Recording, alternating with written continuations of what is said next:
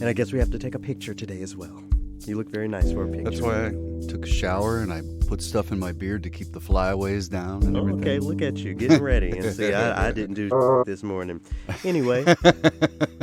You look good anyway. Oh, well, thank you. Oh, we're recording. I'm Garrett McQueen. And I'm Scott Blankenship. And this is Trilloquy, true and real stories from the fringes of classical music. Scott, I'm not feeling too hot today. You do seem a little green around the gills. What is that? Oh, green around the gills. I don't know if I'm familiar with that one. I'm probably mixing metaphors. But you look like you're hurting a little bit. Yeah. I want to blame it on the one martini I had with dinner yesterday, but I think those scallops just weren't quite right. But anyway, I hope you turn it around. Yeah, we will. And it's especially difficult sometimes to deal with feeling a little under the weather because that can affect your mental health, right? Not that my mental health is just in shambles, but these past couple months have been really busy, as you know. I've been putting in a lot of work in a lot of places, but here we are, pressing forward. I see you pulling all the extra hours. You're working 5-6 days a week and long hours and all that. So # no days off. Well, hopefully soon enough, once the podcast gets rolling and we have a system in place. Or if my lottery numbers hit, either way. Well, however it works out. I'm still going to do the podcast if I hit the lottery, though. Well, just remember me. No, of course. We're going to do the podcast together. Or maybe we'll do a second one, Trilloquy After Dark, where we're allowed to curse and do all that. Get spicy. And get into some of those really meaty conversations. But anyway, mental health is a meaty conversation in itself. We're fresh out of Mental Health Month. Mental Health Awareness Month. Mental Health Awareness Month, yeah. Why do you think...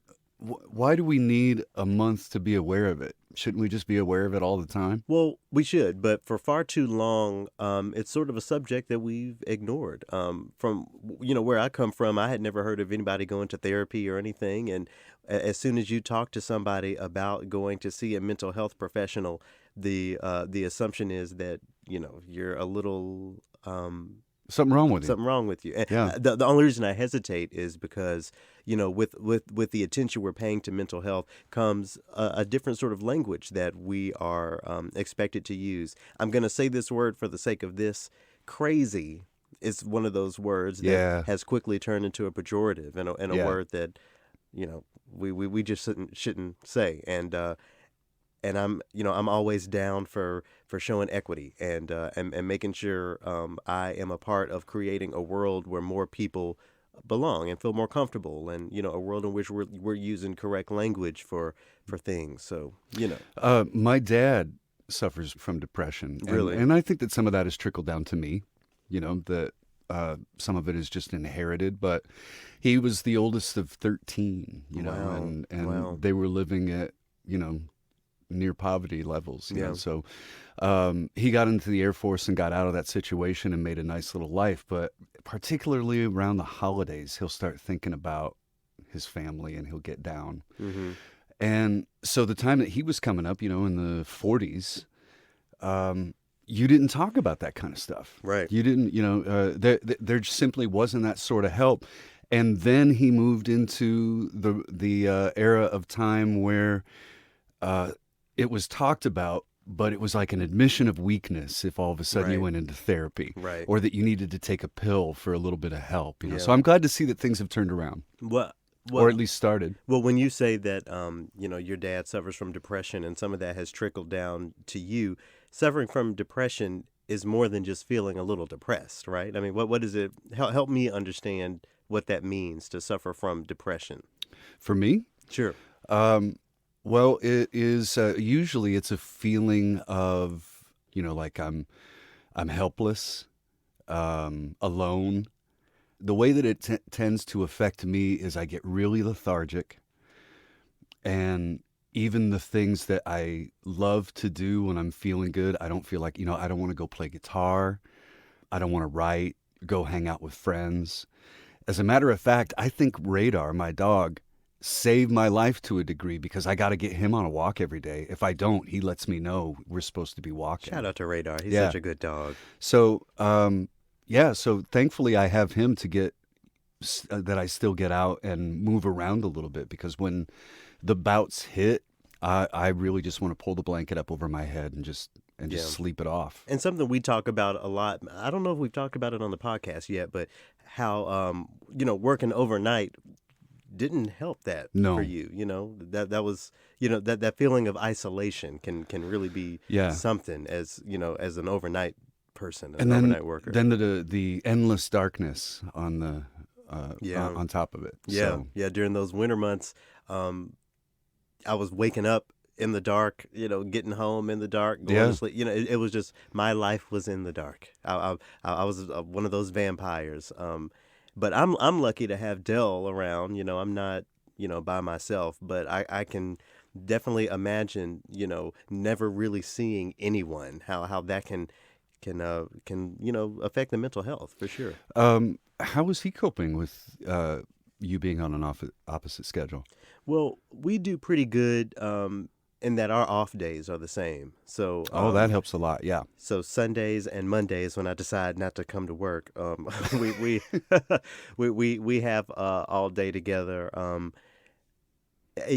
we first moved here, I was getting off work right before he was leaving, so I would cook breakfast and all that. And but lately he's been at work before I even get home. So by the time I get up in the evenings, he's around. So we have a little time. It's not more than a high and by, really. But just knowing that those dedicated days of hanging out, not working, not having anything else to worry about, really maintain my mental health. And of course, getting to hang out with you on the weekends. I think we have a pretty good time. Oh, we always have a good time. Hang out, play some music, listen to some different sorts of music. I think that's actually the my favorite thing that you and I do on the weekends. Just kind of explore non-classical, non-quote unquote classical music. 'Cause that's a whole different conversation. Playing DJ on YouTube. Yeah. You exposed me to one of my favorite performances by that singer LP. Yeah. That whole album is great. I know you've been listening to a little bit of Kendrick thanks to me and Dell. Yeah. What is it? Love Me or just Love? Yeah. That song. That's the one that tripped it. Because you like that. You like the singing in that high tessitura. You like that descant line. It's just a little punctuation. Love me. Yeah. It's just a little punctuation that I like. What else? But I mean, but you spending so much time as an actual party DJ and a dance DJ, you have access to all of that music of old. Yeah, I got a wide background. Yeah, this is back when Belle Biv DeVoe was burning up the dance floors. Of course, I know Belle Biv DeVoe. They say that song "Poison" is about an STD. Huh. Which makes sense. Boy, and I was playing that at high school dances. Well, we were all listening to music that we had, that we didn't really know what they were talking about. But, it's all good. So the big ones that I was playing was LL Cool J. That was right around the Mama Said Knock You Out. Yep, of course. Era. Johnny Gill. You'll have to remind me about Johnny Gill. Well, he was part of New Edition. And then when they split up. Right. Of course. So, yeah. And then, and My Prerogative was, that was coming out of My Prerogative. Every car window going by. Yep. It had that on. That was like the song of that summer. Mm-hmm. I remember my dad, my dad was a DJ for a long time too. And my childhood memories, I think about him and my uncles and aunts all coming over to have their little, party time, listening to who was Whitney Houston's husband? Bobby Brown. Like listening to old Bobby Brown and Teddy Pendergrass and all that sort of stuff. Yeah. Nice. Yeah, and then after the party, I would go to the public radio station where I cut my teeth. Shout out to KVNO in Omaha, Nebraska. And then I would work midnight to 7 there. Oh, wow. No, at first it was 2 to 7. 2 a.m. to 7 a.m. Jazz for the first 3 hours, and then an hour of New Age, and then moving into classical. And back then you were dealing with vinyl and Yep. stuff, whatever that is. Yep, absolutely was, yeah. And but I will credit that job with giving me a wider appreciation of music, and I think that this really feeds into your guest for this week. Yeah, so and it's interesting to talk about, isolation when it comes to Brandon, because, as a musician, sitting in that practice room can be very isolating as well. I won my first job after spending 8 hours every day for 2 months on my bassoon. There's no one Mm-hmm. else around. That's just kind of your thing, and it can be isolating. But Brandon Coffer has carved out a career for himself as a music teacher and a collaborative pianist, and that is very specific phrasing that we're taught in music school, not an accompanist, but Right. a collaborative artist, because the relationship between, let's say we're talking about a violin sonata, the relationship between the solo violin and the piano is much more than, oh, this is of the violin show with the pianist in the background. It's very much a collaborative thing. We talked a lot about his relationship with non-classical genres like jazz and gospel, and Yeah. he used the word freedom a lot when he talked about that. And classical music can be very isolating, but it can feel unfree a lot, because you're trying to perfect what's right here on this page, and to play only this, nothing more, nothing less, and how other genres kind of allow a little bit more freedom in that Mm-hmm. regard. Classical professionals kind of perpetuate this idea, not all, but many perpetuate the idea that classical music is just the top echelon of what is music, Mm-hmm. and anything else is below it. And I just do not believe in that. It sounds sacrilegious for me to sit here and say that I don't think classical music is the greatest genre of music, but I don't think it is, because I think all genres of music really have something to offer, especially when it comes to, again, attaching music to a cultural experience. Mm-hmm. So, I spend a lot of my time listening to hip hop, and when I hear it, I hear a person's story, and I hear something that relates to me a little more than Mozart, or Yeah. Rachmaninoff. And that doesn't mean that classical music is below Right. other genres, but I think we just have to do a better job of understanding why we need to appreciate all these different genres and all these different perspectives. There was something interesting that you two started talking about, which was wrong notes in music. Mm-hmm. And you talked about, listening to Bernstein play piano, and there was Oh yeah. loads, you could find loads of slop and everything, but But people it didn't loved it. matter. Yeah. No.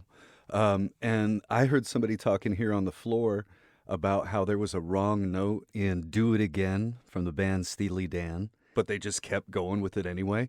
And when I listen to that, it feels right. So what would you say to people that demand perfection, like the Glenn Goulds out Yeah. there, that everything needs to be spot on and perfect? Well, there are a few ways that I approach that. So when I was playing bassoon full time, I could not stress over a missed note, because I have way too many notes to play this week to Mm. be stressed over this one. Now, of course, if I'm playing this lyrical solo, this orchestral solo, and I've missed a note, I've missed an opportunity, to really showcase what this composer was doing. But Mm. at the same time, at the end of the day, I think it's all about spirit and what you can get a listener to really feel from the experience, and not just hear. And oftentimes, right and wrong notes is just a very arbitrary part of that.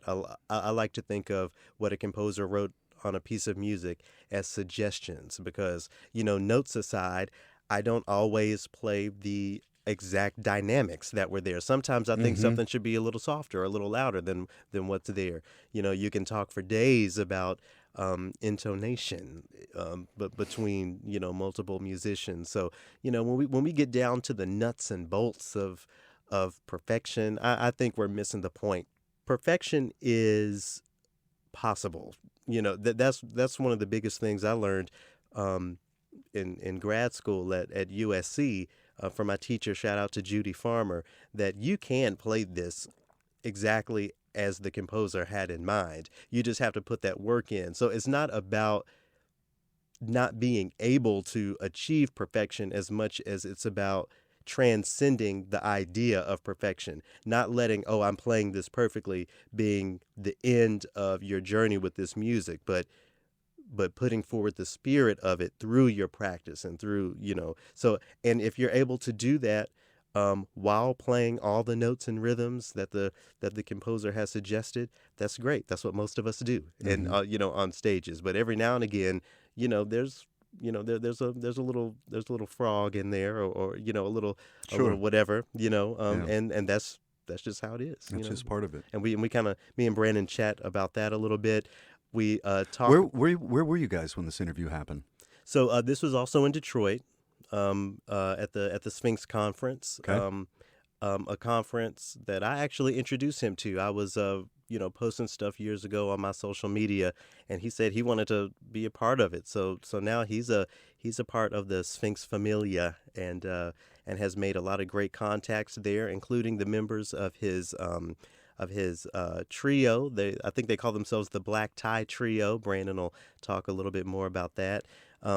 He talks about singers a little bit, which I'm curious to see what people think about that. I asked him toward the end of our conversation, is there a sort of instrument or a type of musician that he really loves working with, and one that he is toward the bottom of the list? And he unfortunately talks about how collaborating with vocalists can be a challenge. So that's a thing. But Now, is it can you really narrow it down to the instrument, or is it just people and they happen to be a vocalist, or they happen to be a violinist or a flutist or whatever? Well, in my non-piano collaborations, there are certainly instruments that I think it's really fun to play with. I love playing with string quartets, or every now and a couple times I've gotten to perform with like percussion ensembles. That's really fun. That would be cool. Of course, always having that really great pianist is that's sort of the staple. But I don't personally love collaborating with saxophone players, not because I don't like the sax, but I think the sound of the bassoon and the sax together are a little too close to make sense for me. Some people make it work. I don't know. Everyone has their favorites and their not so favorites, and me and Brandon explore that as well as a few other things. All right, let's listen to the conversation with Brandon Coffer. You know that I won't soon forget the collaboration we got to do in Knoxville. Absolutely. I thought that was so much fun. I loved. That is what I dream to do on a consistent basis. Now, what do you mean dream to do on a consistent basis? Like just play chamber music? Chamber music. Well, honestly, chamber music is the forefront of what I want to do, but ultimately my goal as a musician is just to collaborate. And with my success, hopefully, I can bring others with me. I'm not super famous or anything, but my goal as my own individual musician is to bring everybody together. How did all of this start? When did you start playing piano, and when did you know that I can do this? This is what I'm going to do. I was a late bloomer. I went to an after-school program in Knoxville called Crutcher Memorial Youth Enrichment Center. Shout out to them. Oh yeah, and so everyone there, black kids, and we took typing, sewing. Did you know how to sew? I didn't take sewing. Okay. But my mom basically, and even then I didn't listen to music a lot. I just kind of was going through life as a typical kid. I got involved in lessons, and then after that, it was a wrap. After school, I wouldn't even do homework. I would go, because I only had lessons on Thursdays with Miss Hill. Shout out Miss Hill. Yeah, I only had her for that 1 year, so I don't really remember her, but I would just go through the books. Yeah. I can read, I know what the notes are, and literally after that year, 5th grade, 6th grade, I'm accompanying the 6th grade choir. Look at you. And I just cannot even, as an adult, I can't even fathom how I did that. And I think it's just because I loved the music. Do you remember that first one, that first time you were? Yes, absolutely. I remember the songs. What were they? Gloria Deo. I forget who it's by. A version of Agnus Dei. Yeah. And some other crazy song that was really fast and hard. But, for a long time, basically until my sophomore year in college, I basically just relied on my talent. I was naturally good, and so it wasn't really until my junior recital in college that I was like, wow, this is amazing. I want to do this forever. Yeah. And you could ask any of my college professors. I was the kid. I was late to class. I did whatever I wanted to do, but you could always guarantee I was going to be at that rehearsal. I was going to have all the notes learned, and I was going to sell out. I want to hop back to what you said, relying on talent. And that's something that, I myself as a bassoonist had to break myself out of, in undergrad, just actually understanding that, I got to sit down and practice this thing. What's your relationship with that idea of not relying on talent? I think for me, it was just, when I really started getting into listening to, when you get pieces in college, you want to hear other people play those pieces. And then it hit me like, I'm not the only talented black kid that plays piano. I'm not the only one. Yeah, and let alone the only pianist. There's 3-year-olds that play better than me. But honestly, what really got me concentrated on quality practice was teaching. It wasn't until then when I'm telling these kids what to do that I was like, wow, I really do know what I'm doing, but I'm not implementing these things because, in a way, I'm still relying on my talent. So your students were like, how you going to tell me to play my scales when you ain't playing your scales? Oh, yeah. Well, and the thing that I love about teaching is that I'm super honest with my kids. I have a few students who I told them, I didn't do my scales and arpeggios as a student, and now I wish I had. Yeah. So now that I'm teaching these things to my kids, it's just impacted my playing on a whole other level. Yeah. It really has, and it's just kind of like you never really are sure if you know what you're talking about until you try it. Right. I knew these things, but was I doing it in my own practice? No, not at all. And so kind of taking a step back, as a student in undergrad, I was the only piano major that was accompanying probably 10 or more students. And shout out your undergrad real quick. Oh, Carson Newman University. Hey, Carson Newman. Yeah, Jefferson City, Tennessee. But yeah, the other pianists were so focused on their rep. But for me, music is a universal language.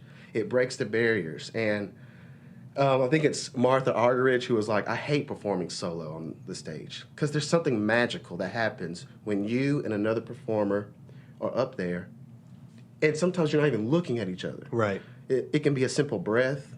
It can be a pause, but the communication is just there. Yeah. It just kind of ascends everything, and I just want that. And not just for me, but for everybody. A new piano trio that I started called Black Tie. Our goal... Come on, Black Tie. Absolutely, with that cello guy, Cremaine Booker, and violinist Jason Pooler.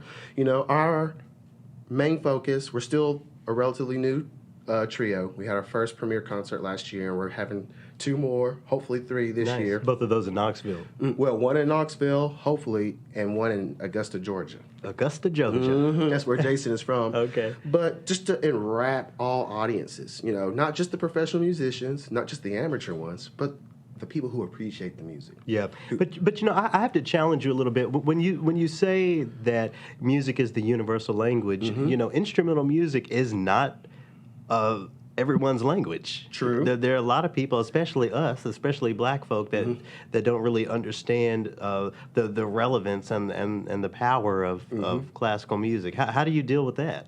I think for me personally, it all starts with exposing people to the songs that they like this Blackstreet song. People love that song. Mm-hmm. And then you say, well, look what I can do with this song. I can take that riff and morph it into anything. Right. And variations on Don't Leave Me. Yeah, absolutely. You can do, and there's this kid on Instagram who takes classical pieces and puts them basically to a trap beat. All those kind of things can make music accessible. Yeah. You don't have to love it, but you can have an understanding for it. That in that case grows your love and appreciation of music. Yeah. I hate playing Baroque pieces. But I love listening to them because it's inspiring. No shade to Vivaldi. And all, I love the Four Seasons. But I just feel like people need to. It's just kind of like with new food. When you're a kid, you don't like broccoli. Or I'll speak for myself. Never liked almonds. One day you don't like almonds? I do now. Never ate them as a kid. Couldn't stand them. And then just one day I was like, dang. So you feel like folks just need to give it a try? You have to. You have to change. I think it's so much more than that, though. There has to be a sort of connection that has to be made. There has to be a relevance that clicks. I think the relevance is just based on the individual. You have to find what that interest that they have and how that connects them to the music. It's kind of like with each of my piano students. You know, they all have different interests, and I always try to make sure I bring it back to what makes sense to them. Right. And then in that case, I get the results I want.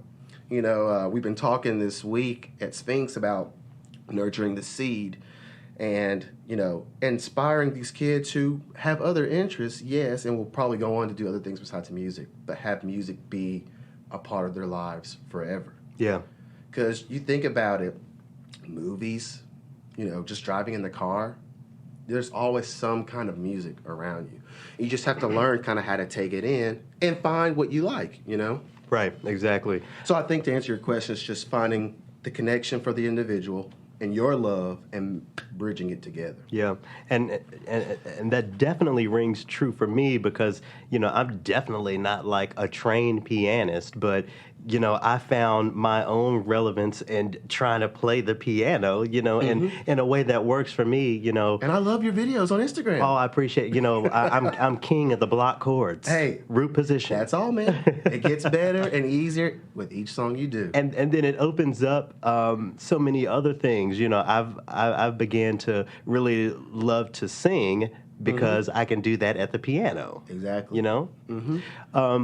Let's get into what it means to just be a pianist in this world. You know, one of the first things as an undergraduate that I sort of started to think about that was unique to pianists is the fact that you don't have your instrument with you. So when I go perform, you know, I have my this is I know how it works, blah blah blah. Yeah. But you just have to kind of just go with it. Open up the lid and see what happened. Yeah. So that's literally probably the most difficult thing about playing on a piano. You know, at the studios where I teach at, LeGrand Music Studios, based out of Knoxville, we have an older grand piano that was donated and a smaller piano that I teach at a smaller room. The one that was donated, the action is awful. It's heavy. And what does that mean for action to be awful? So action, just there really is no dynamic contrast. Even if you're me, you know, professional musician, it's hard to get the sound that you work so hard to get on your own instrument. So push the key hard, push the key soft. Yeah, it's just so not for instance, really that there. piano, it's very rough. You know, it's hard to play. Like, you couldn't play Debussy on that piano. You couldn't really play Chopin. Now, could you play some Prokofiev? Oh, absolutely. Come on, Prokofiev. Yeah, or some Shostakovich where it's more percussive. Yeah. So I tell my students, you just have to go with it. You know, there are times where you don't get to test the instrument, and you just have to go out there. And so it's easy to get around. You just kind of have to get out of your own mental space, but typically there's preparation time. But that's also a thing I'm jealous about, you know. Violinists, you know, everyone can carry their instrument everywhere. Yeah. You know, practice kind of anywhere. And as pianists, you know, we kind of have to really make good use of our time. Yeah. I mean, but you can carry around a keyboard if you really wanted to, right? You can, but that's one of those things where you just have to have that resistance. It's kind of like when you're a beginning student, you know, I always tell my parents, you know, the action on the keyboard doesn't matter now, but it will. Yeah. Because it's a muscular thing, you know. I just feel like I don't know. You just every instrument is different, and that's just the beauty of humanity making these instruments. Yeah. You know, and the more pianos you get to play on, or just the more gigs you do, the more you kind of see you just have to go with it and just kind of make it work. But I bet you sometime you've sat down at a piano and been like, dang, I wish this was my piano. Oh, absolutely. Absolutely.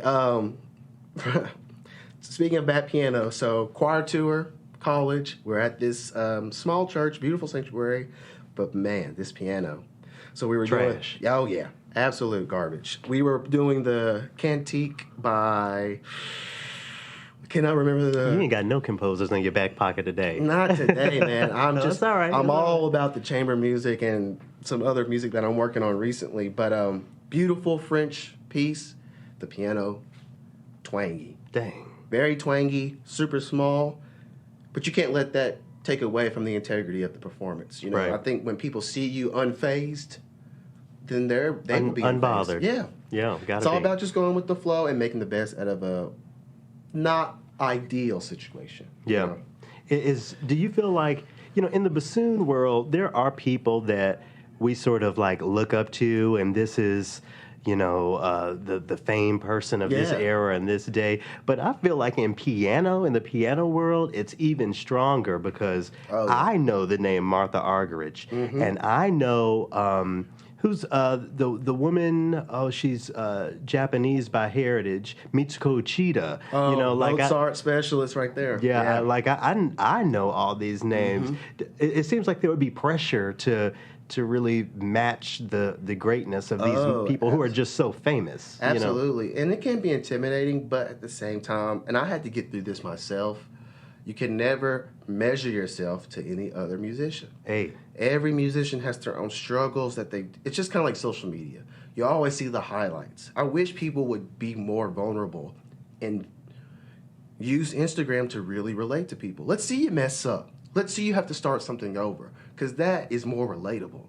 That is what inspires people to say, hey, it doesn't matter if I mess up. It doesn't matter if I'm not as good as this person. I'm human. And with diligent practice and passion, it'll be there. That makes me think of the conversation that I think I read in the New York Times or something a few years ago about how recordings are taking away from the live concert experience because we're so used to hearing perfection.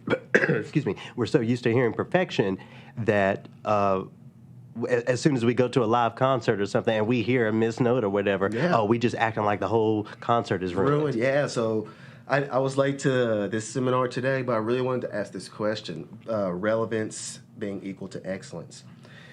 Let's say you go to a concert, right? A piano concerto, okay? You see this person perform, excellent concert, no notes missed. But how many concerts do you see like that all the time? I mean, from my experience, pretty much every concert, because I'm not looking for the faults. I am sometimes. Sometimes, it just depends on who's performing. New group, let's see what they're about. But let's say you go to a concert where some notes are missed. Typically, the first reaction is, uh-oh. But I think we have to get out of that space and just kind of let the moment happen. Yeah. There's a story I've been told. I don't know if it's true or not. Gossip time. I know, right? Leonard Bernstein, okay? I don't know. And shout out to Leonard Bernstein. He everyone was talking about his centenary last year, so I feel like we all learned a little bit more about Bernstein. Yeah, so there's this story. I'm passing it down word of mouth.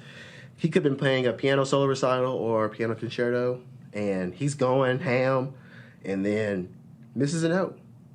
Takes his hands off the keys and is like, whoa. Just totally stops. I'm sure there's like a brief moment of, oh my gosh, Leonard Bernstein missed a note? What's going to happen? And then basically, me paraphrasing, he just goes on. I mean, I'm sure that story is true, but I can go on YouTube right now and no shade to Bernstein because I love him. He was so influential.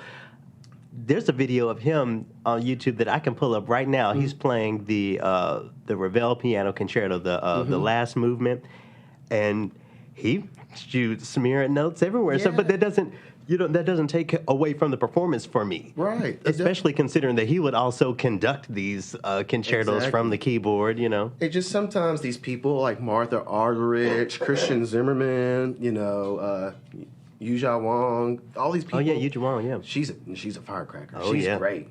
But you just get so used to seeing perfection, it just gets intimidating. And I think that is the biggest cloud that looms over a musician's head. You see these people winning these competitions, playing with all the orchestras, and you're just like, I just cannot do that. And you can, just in your own way.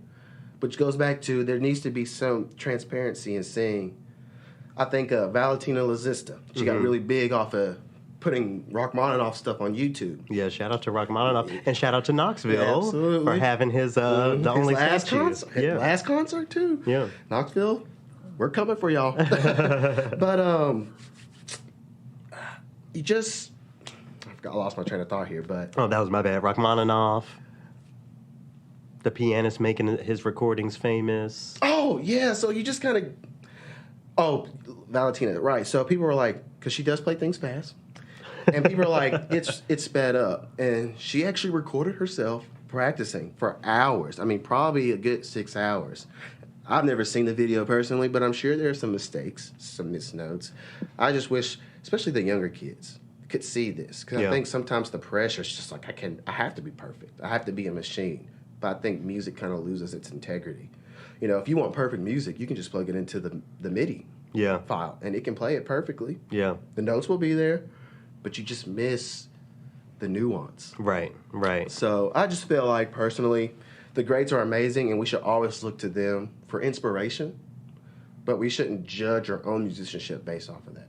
And it seems like this spirit of like perfection, especially when it comes to the piano, really principally lives in classical music, because the piano is such a dynamic instrument. Of course, it's in jazz, as we've been talking about, it's in hip hop and everything else. And even like when you go to the black church, that pianist is not worried about missing a note. No. I mean, at least I feel like. Oh, not at all. It's just, hey, I gotta be there for the vocalist, and I'm trying to worship. And then when the spirit hits, the spirit hits. Absolutely. And I just wish there was more of that.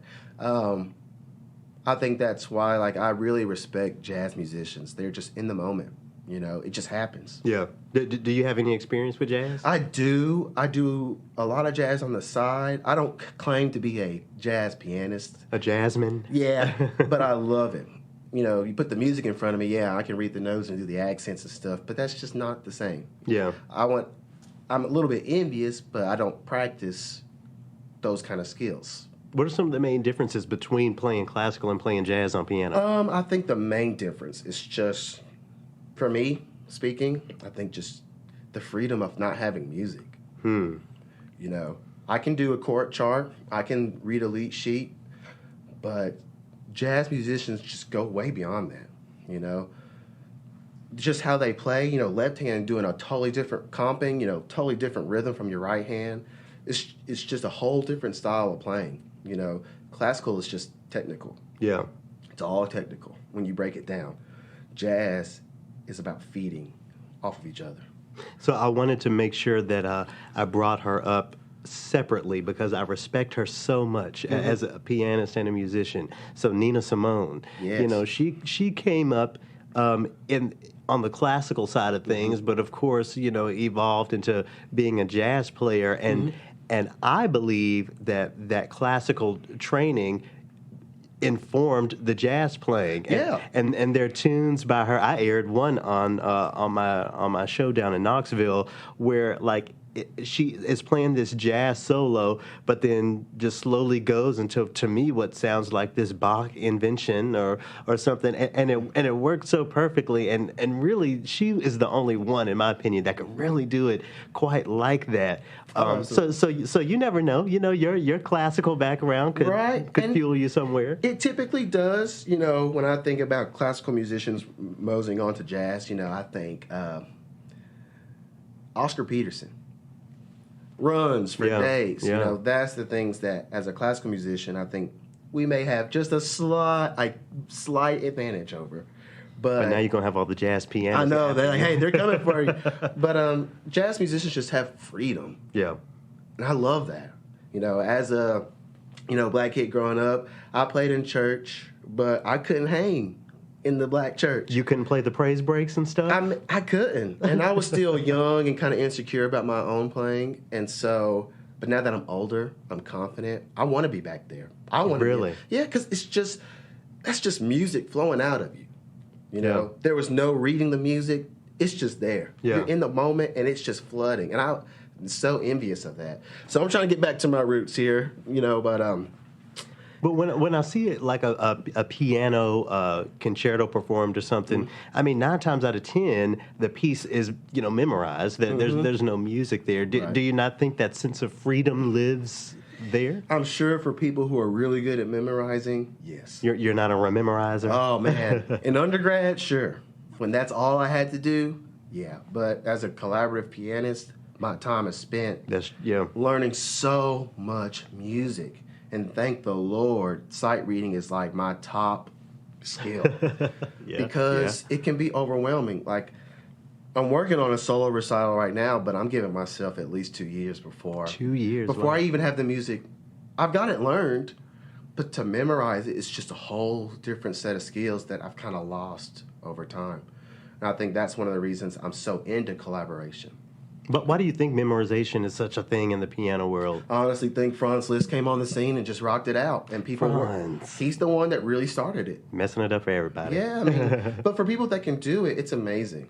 But I kind of feel like just because someone's using music, that shouldn't take the integrity of the work they're putting into it. Yeah. You know, a page turner is really important.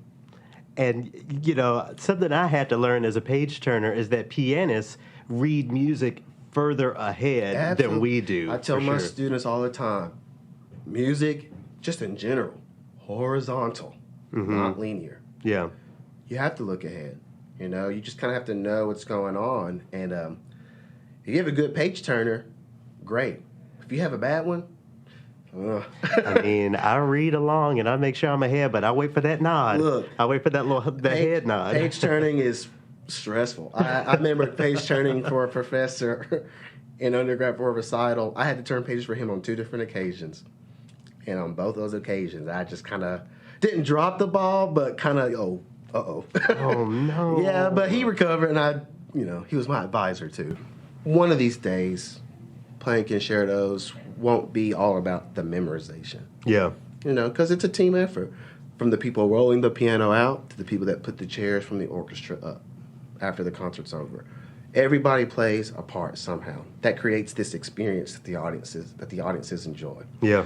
So, sorry y'all, memorizing just ain't my thing, but I'm gonna work on it. No, ain't nothing wrong with that. Yeah, I'm gonna work on it. But memorization only became a thing for me when I was in grad school and I entered this concerto competition, and they required that the piece be memorized. Yeah. And like I had chosen this 21st century, like it was sort of a thing. I was nervous, but once I feel like working on memorizing the piece forced me to practice it more. Yeah, and my goal was to know the piece so well that I was just bored playing it. Like I was just, which I never became bored in a negative way. Whip it out. But yeah, I knew it was in my back pocket, and it's probably still there today. It's been years. Shout out Eric Owazen. Do you know that composer? No, I don't. Yeah, shout out Eric Owazen. I think that's another thing that I'm envious of jazz and gospel musicians.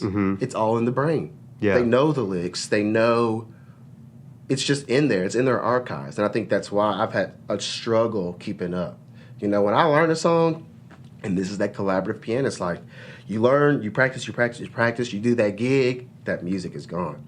Like I'm in a really bad habit I was in a bad habit, public domain. You get that music, you put it in a black folder, you do that concert, that music's gone. Yeah. Recycled, not trashed. Yes, yes, we're going to be green. Yes, all the time. So I guess for me, I think that's why I love jazz musicians, because they're not using music. And there is something really cool about seeing no music up there. Yeah. So I kind of get it at the same time, but it's something I'm working on. But there's a lot of, I'm surprised to hear you, envy jazz musicians so much. I always imagine classical pianists to, stand their ground. We do. So I love all kind of music. So typically, if I'm not listening to classical or jazz, man, I love rock music. Rock? Yeah, I know. I'm all over the place. I'm sure there's some piano licks. I guess what's popped into my head immediately is Amy Lee from the band Evanescence is a beautiful piano player. So I guess for me, though, music is just a journey. I don't want to be, I'll say this, as far as my career, classical is what I do. That's what pays the bills, but as far as just wanting to continually grow, I want to, I'm kind of really interested in studio musician work. Like for movies? Yeah, man, that's just different. It's just different. I'm all about, I'm getting close to 30. I want to see different things just besides your typical concert hall or church sanctuary, Schumann or Beethoven, and then applause. Yeah. I'm hungry. And so I think a lot of that is, at one point I was like, grad school. And then I was like, experience. So now I'm in this experience. I'm like, well, I've got a little taste of all this stuff. And I don't want to be limited to one thing. Yeah. I want to be marketable. I want to be knowledgeable. And so to do that, I have to force. I think the only thing I've not done yet is playing a bluegrass group. Well, you live in the right part of the country. Oh, I sure do. But do you? I'm curious to know if you fault your education. Like, do you feel like your education should have included a little more jazz, a little more gospel, a little more whatever? I don't fault the institution because it was my choice to go there. That's true. I just think at the time, as a 18-year-old, fresh 18-year-old going into college, I didn't really know what I wanted. I wasn't even sure majoring in music was what I wanted to do. I basically just did it because that's what I was good at. And I think now, if I had to give advice to a student, I would say you want to research and make sure you're not just getting a one-note, career path. No pun intended. Exactly. And I think that's why I loved accompanying students, because there was no collaborative piano class in undergrad. There was no class to teach you how to accompany or be an accompanist or a collaborator. That's just something that I was naturally drawn to. And so I would say to the young students out there, just make sure all your options are weighed out. And make sure that, you may want to be a classical violinist, but take some jazz lessons with somebody. Yeah. Because that's going to aid you and make you more versatile. And make you appreciate everybody else that's performing, I think you definitely have to be very versatile as a collaborative pianist. You do. All of my hats go off to the collaborative pianist, because I know sometimes y'all have to deal with folks, they getting lost and they didn't skip measures. I tell people all the time, solo pianists are just different from collaborative pianists. For me... Sounds like you use that word different very specifically. Yeah, well, and then this is my opinion. Solo pianists, to me, it's about their vision. Yeah. Concertos they share with the orchestra. But at the end of the day, the orchestra is playing with the soloists. Them. Yeah, and so many times I've heard conductors say, I saw you were a piano performance major, so I was a little worried. Because as a collaborative pianist, sometimes you have to surrender your own musicianship for the greater good. But I'm sure the optimal situation is really having that collaboration. Absolutely, and that is the optimal situation. But and that's why I hate that word accompanist. Yeah, I try everything in me not to use that word, because I really do believe if you're listening to, what can I think about? If you're listening to a Shostakovich or even a Mozart violin sonata or something. He wrote it for violin and piano. Right. And there are even some composers who acknowledged the pieces as duets. I think Weber wrote like duet for piano and clarinet, and it really comes through when the musicians treat it as such. Even if the composer didn't consider it that, I think that it should always be a duet and a collaboration and feeding off of each other's ideas and all that. And when it is, like when the other person or people are prepared, collaboration is amazing. Do you have a favorite instrument to work with, other than bassoon, of course? Oh, well, oh, man. I think my love, I'll say this. If I wasn't playing piano, I'd totally be a cellist. And I'd be in a string quartet. So you like collaborating with cellists? Right. Well, I think strings in general. Okay. Because that is just the most popular thing out there. But, when we did the Poulenc piece, that was awesome. Oh yeah, the bassoon trio, and oboe, yeah, right? Amazing. Yeah. And I think again, it's just going to you have to try new things. Do you have a least favorite instrument? Yeah, to collaborate with. This is uncut. Yeah, I don't think I have a least favorite. I'll say this. Out of my personal experience, some of the more challenging people to play for are vocalists. Oh, sorry, vocalists. Here we go. I love y'all. I really do. But I think it's one of those things where they get used to having an accompanist. Right, and not a collaborative musician. Collaborator. And that's one of those things where I was saying sometimes you have to surrender. You say they need to surrender. Yeah. Or meet in the middle. So right now you're talking specifically to all of the vocalists. What advice as a pianist do you have for them to make a collaborative project a little more enjoyable and a little more musical even? I think the first thing they need to do is always know the full score. So many times they just work on their line. And say, for instance, He dragging y'all. I know. But look, I work with y'all all the time, so that's just how, look, y'all pay me. So let's say, for instance, you're in a voice lesson. 9 times out of 10, I'll show up for the lesson, play. But when these kids are practicing on their own, they're literally just probably, or adults, listening to just their line. And they're not listening to how the whole body works. Because so many times they'll say, oh, wow, I didn't even know that's what that sounded like. See. And that's what I'm saying. Yeah. But as instrumentalists, we are always listening to everything. So I think for a vocalist, you just have to really know what's going on in the piano or the orchestration so that you really know your entrance or just to really be in the ebb and flow of everything. Yeah. Well, I really appreciate you talking to me. Will you shout out and talk a little bit more, just as we wrap up here, about your chamber music group, how they can find information about them, upcoming performances? Yes, absolutely. So we are called Black Tie, and the tie is an acronym for Transcending, Illuminating, and Educating. Oh, wow. Right. Shout out to Kermaine for snaps. the actual words, and I just was like, hey, let's just make it tie and classy. So we're a group of black men.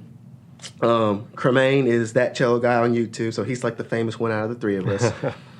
But I think for us, and I'm speaking for all of us right now, we just had our first performance last September, so we're still kind of really getting our feet wet, but I think our vision is making not just classical music, but just higher level music available and accessible to everyone. Yeah.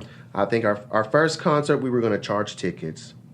And then I was like, you know what? Let's just do a love offering or something. Because we're still going to make our money here. But I tell people all the time, being a musician is crazy. It's almost being insane. Because if you really love what you do, you just love it. Yeah. And even though you may be struggling, it's like almost okay. And so we just want to make sure everyone is getting quality music. No matter what side of town you're on, no matter what color you are, gender, doesn't matter. We are all human beings on this planet. And music speaks to everybody. Everybody loves some kind of music. So Black Tie's mission is to find that. Is there a website or anything? We don't have a website yet. Facebook group? Or? We are going to start one today. Okay. So well, sounds great. We will be Black Tie, and that's just capital T, capital I, capital E. And be looking out for us on Instagram and Facebook. Our next concert, tentatively, is September 7th in Knoxville. And then September 24th or 28th in Augusta, Georgia. Georgia. We hope to see y'all there. And be looking out for us, because I think what our mission statement is going to really put us on the map here soon. But again, we're just here to make good music. Excellent. Well, thanks again. Thank you. And vocalists, get yourself together. Learn the whole Please. story. I'm telling you, it's not just me. A little vocalist shade at the end there, but all in good spirits, all in good fun. I'm sure that everybody has something sour to report on just about anybody. It doesn't matter what instrument they're on. Yeah. Well, the Black Tie Trio doesn't quite have, at the time of me and Scott recording this, doesn't have their website together yet. But if you will Google Brandon Coffer Piano, the first link that pulls up for me is his website with the Marble City Opera, who he works with down in Knoxville. So if you're interested in more information on him or the Black Tie Trio, just Google Brandon Coffer, Coffer Piano. And that interview, as you may have heard in there, was taken at the Sphinx Conference in Detroit, as was the previous conversation with Katie and Delaney. Next time, you will hear the final interview that I captured at Sphinx. I actually talked with a colleague of ours over at Performance Today, Kathleen Bradbury. It was her very first time at Sphinx. She shares her thoughts on what all of that means, her experience in thinking about race as it applies to classical music. And I think you'll really enjoy hearing that.